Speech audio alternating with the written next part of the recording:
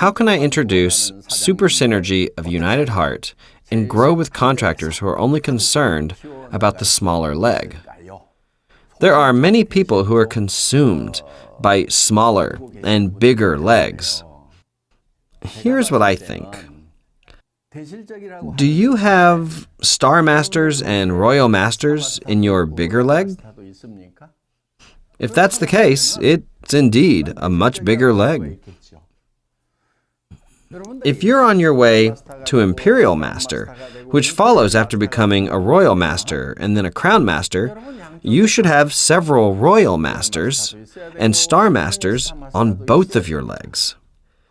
Those who don't have any mastership holders, even on their bigger leg, should stop worrying about bigger or smaller legs.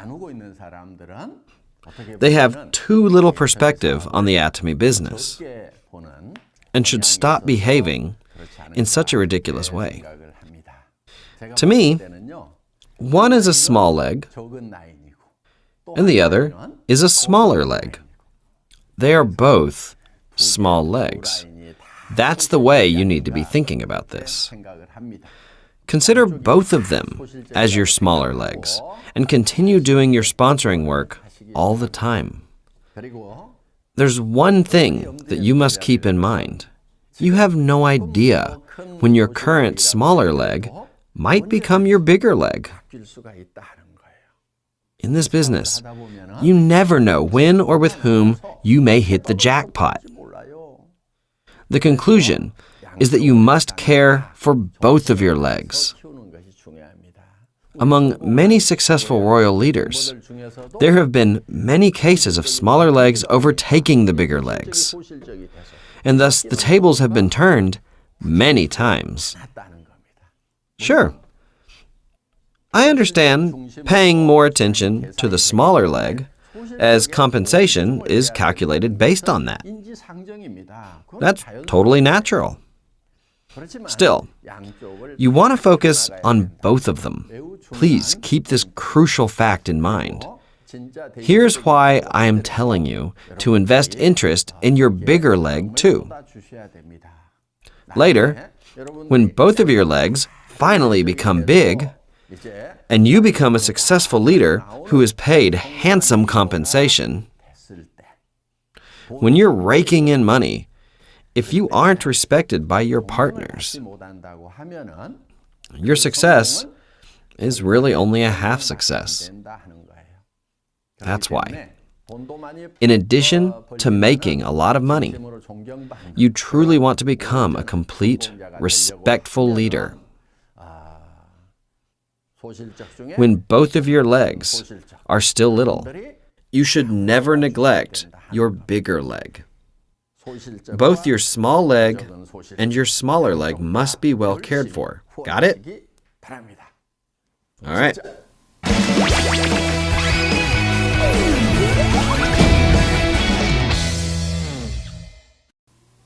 Next question. I hear quite often, I'll make you a line. I'll take care of one line for you. What is the right way of doing a binary business and maintaining your organization? Well, what a good question this one is. I think I'll have to draw on the chalkboard to give you a concrete explanation. The best way to expand your business. I believe that there's no such thing as a sure thing. I'll share with you what's been talked about frequently. It's something like this.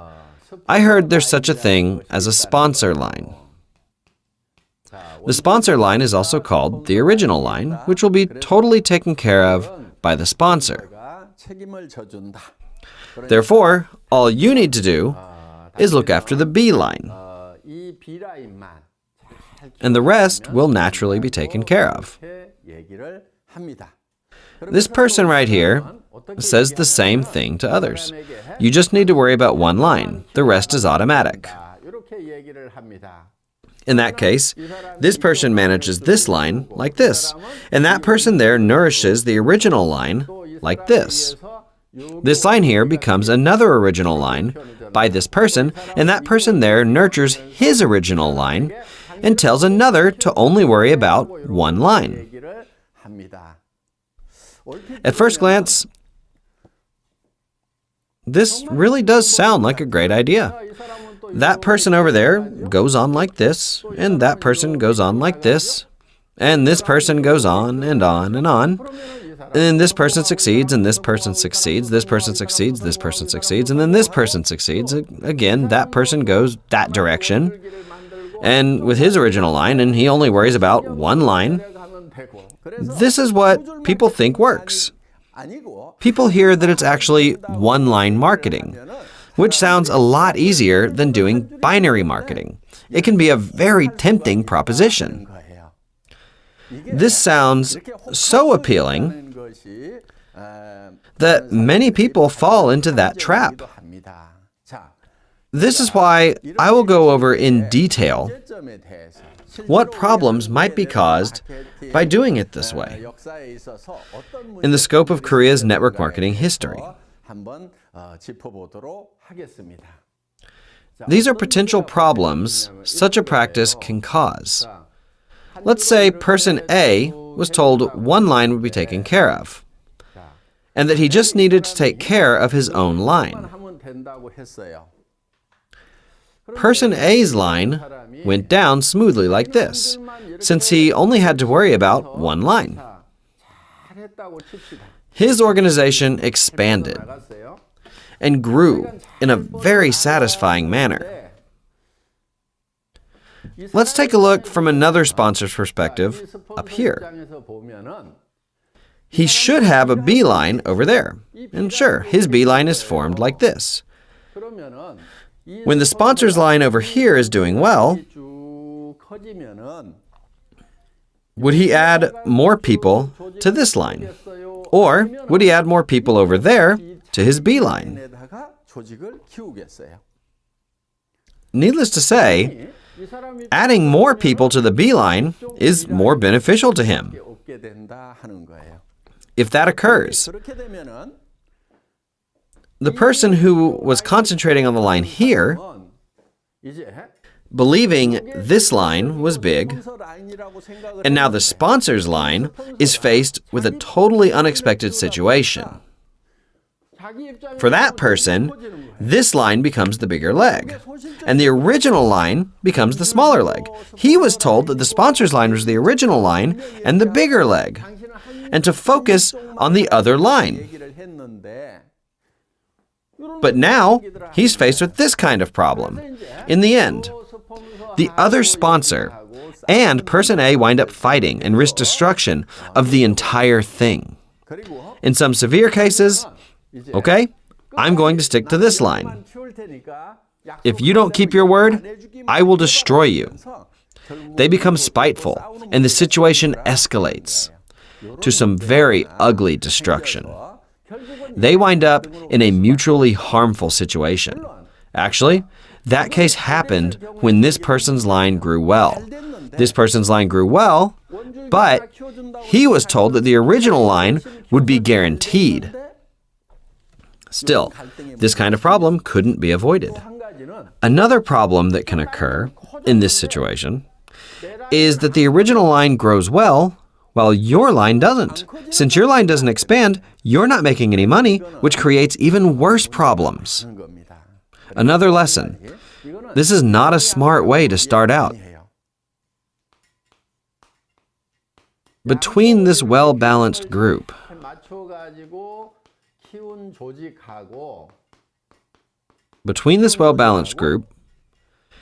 and this lopsided group over here, if the sales of both groups are the same, will group A or B bring more compensation to its members?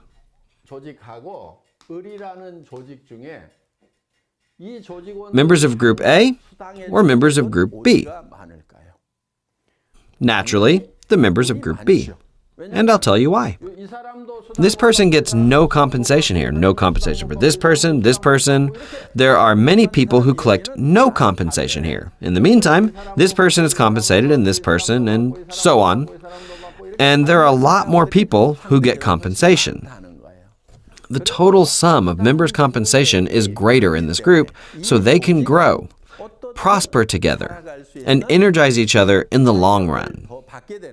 In the meantime, this organization will not be able to weather the times because the members cannot reap what they sow. As you can see, doing business this way is inherently inefficient and relying on one line as the main line is not very desirable. Rather, when a sponsor and a partner gather their hearts and efforts together to foster a balanced organization, things will go much more smoothly. Another noteworthy thing to remember in this case is that some people erroneously believe that they must fill up these empty spaces and link up the lines to make it look like a complete matrix. That's another common way to completely screw this up. In other words, you would frame your structure uniformly and number each spot, 1, 2, 3, 4, 5, 6, and 7. The sponsor would place newcomers in designated spots upon their entry order. This is another really dumb method of doing business. It's just really not that smart. Yeah, and it's bound for failure as well. You want to expand your organization in a balanced way. Like a tree, sprouting branches. You should let it grow in a natural way. Don't force yourself to fill every single line or try to make it into a perfect matrix. There's no need for that. None of these two methods are effective. As a part of developing your organization, you must have 2 lower masters on both of your legs. That's really the smartest way to go about this. For example, on your way to Diamond Master, you must have a Sales Master here and another Sales Master here. And like this, you must have 2 Sales Masters on each of your legs. In the case of rearing 2 Sales Masters here and 2 Sales Masters there, you can get in big trouble if one of them decides they're going to quit. This is why you want to set up a goal of fostering and nurturing as many mastership holders as you possibly can. Here is what you should really be doing. Find about 4 potential leaders strategically in each line of yours and devise a plan to succeed together and develop teamwork accordingly. The same goes for this line as well.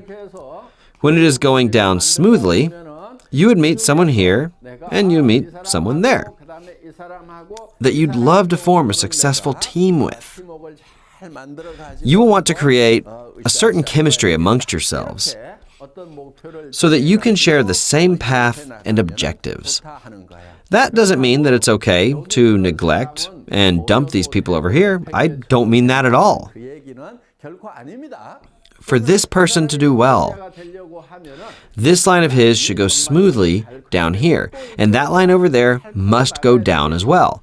I'd like to ask you a question about what you should be doing to help this person here and that person there succeed. You should be overseeing the entire network in a comprehensive way to make this go round. However, once your organization is running, things can get too overwhelming for you. That's when the Atomy Success System comes in handy.